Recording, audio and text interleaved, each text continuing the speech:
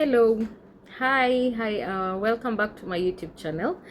I am Werimo Kangede and it's good to have you guys here. Thank you for watching my previous videos that I have done, and I would love you guys to share more so that I can have more viewers, but I'm trying my best to make a lot of content for you guys. I have a lot of things lined up. My birthday is coming up, so I've made a little nice videos that you guys are going to see. So before then, I have something I want to talk about here, and mostly I'll talk about I'll talk mostly to the peoples abroad, because I have been outside the country for a couple of years, well, close to a decade, but I have experienced a lot of things, and one of the things is usually fear to go back home, because most of us, when we come back here, we disconnect back home. Na si kwa kupenda, it's by default.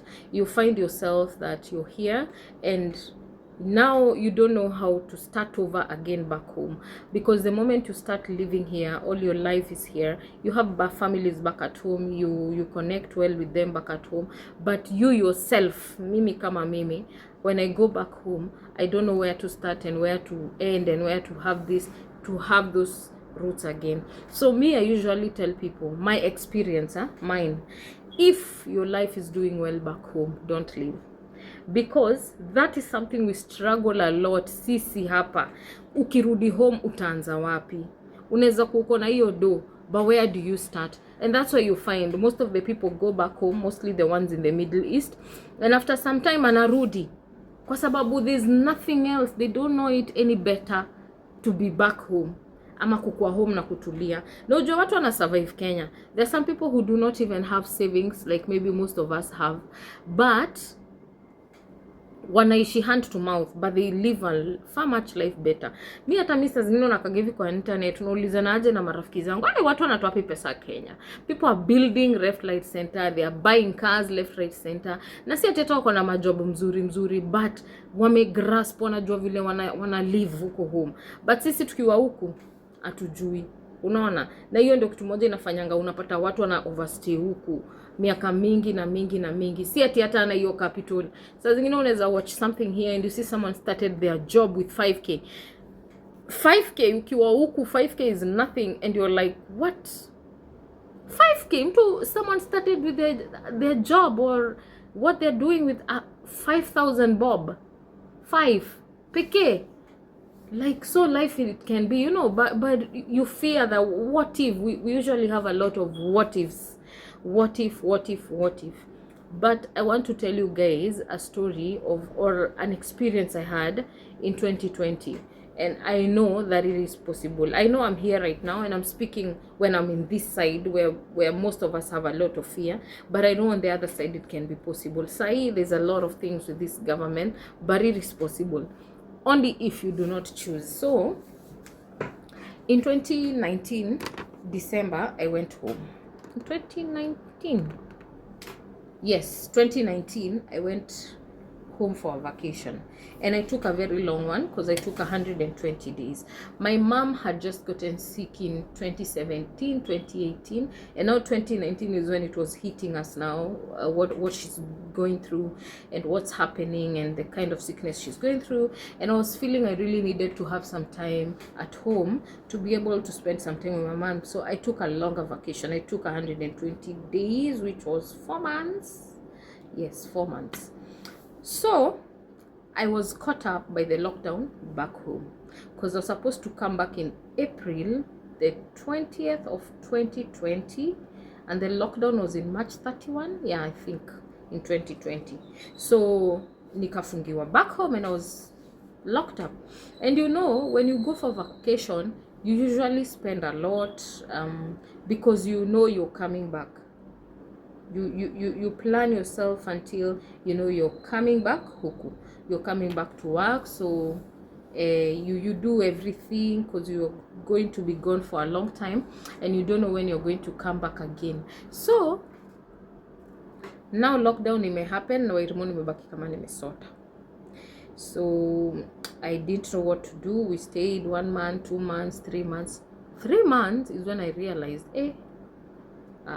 I need to find something to do. We have my mom here who is sick. Most of alikuwa ananitegemea pia. Well, my other siblings were there, my dad was there, but I still have a responsibility. I have a child, all that. Kumefungwa kila mahali, so even my family members are affected as well work-wise, because they are at home now. There is no going, the roads are blocked, everything. It was bad. So I decided to start hawking clothes. And I was going, before I came here, I used to go to Gikomba and buy some sweaters and stuff and sell. So now that I've been fungiwa at home, nikaanza kuuza manguo. Naenda na buy manguo Gikomba and I start selling them around our area back home kwa wasee, mabest. And I was making some money. Not too much, but at least I was having some cash flow, unlike just sitting down. So I decided, I met one of my friends that took me to Ruiru. You know where we have Zetech? Zetech. Yeah, Zetech. Before you go to the flyover and uende Zetech ile side ingine. Hii side ya Ruiru mali kuna rally. Uko, there's so many people wameka vitu uko kuna tu vibanda. So I met a lady uko Gikomba na akaniambia anauzianga hapo. Nikamwambia, how do you guys mnapatanga geospace? Akaniambia, you go, you just take up a space, but there's some people who already own those spaces. Na ujue ni kwa barabara Kenha, kwa barabara huko kwa Kenha. So there's some people who already own those spaces. So you go there, you find someone who's not using their space, wanakugawia kadogo and they rent you. Unalipa end month. Na ni kwa Kenha kwa barabara. But sasa hiyo ndile Kenhenye hamtorokangi, ni huko kando kwa barabara, but still kwa Kenha. So wase wamechukua hizo spaces, wame own. So kama hataki anarentisha msi. So hivyo. So I went, that lady can introduce to another woman called Celestine. I love that woman so much because she gave me a lot of confidence to be in the streets and sell. And I made a lot of fucking money kwa hizo barabara. Sasa vibanda mnaonanga huko kwa barabara, mnaona tu mtu anakaa hivi mchapo hapo. Those women have a lot of money. Wako na pesa mob, wako mpaka na mashamba, na hizo mavibanda mnaona huko zinakaa tu kama sijui nini. Wanatengeneza pesa mingi sana. So I went there na nikapata chali moja.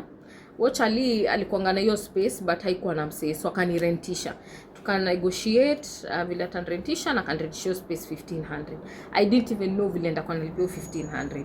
Cause unasikia bado niko na mamambo zinaendelea home. So I went home. My dad alikuanga amekata miti home. Nikabeba hizo you know the back of the tree. Wakikata mbao kuna kuanga hizo back zinabakingi where we have the skin. Bado zinakuanga nono kidogo ziko na mbao. So nikabeba kadhaa.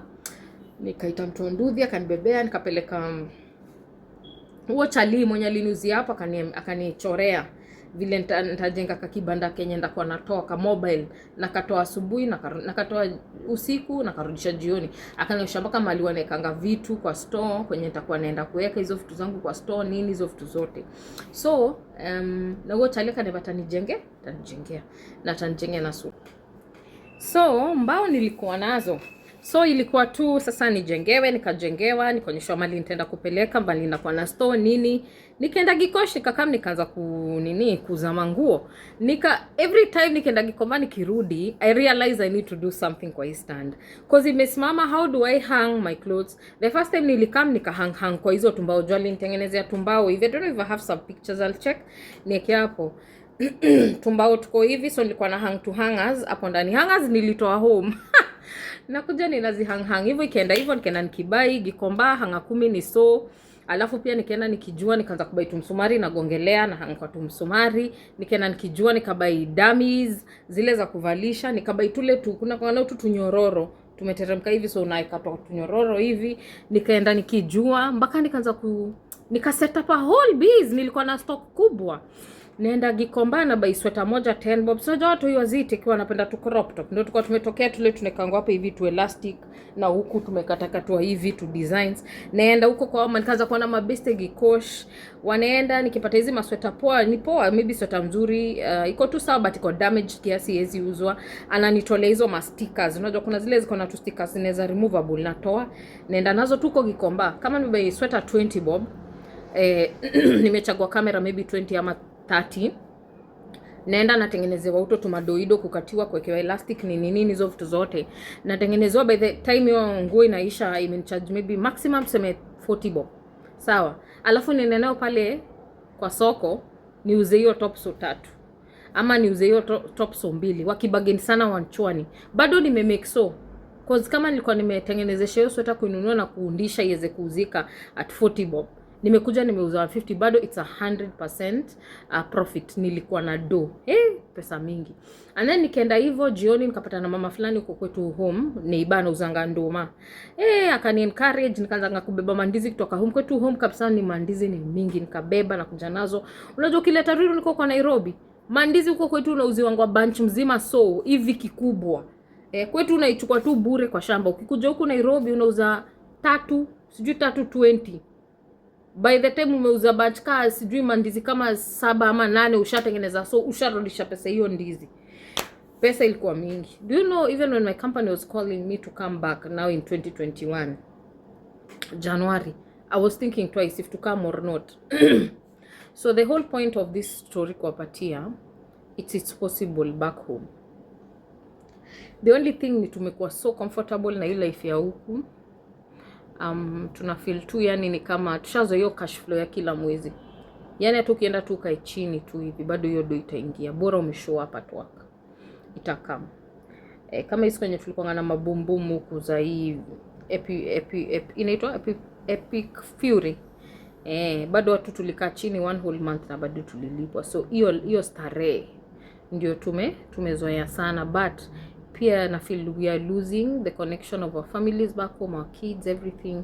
So what the whole point is that it's possible if you put your mind in it. It's possible. For me,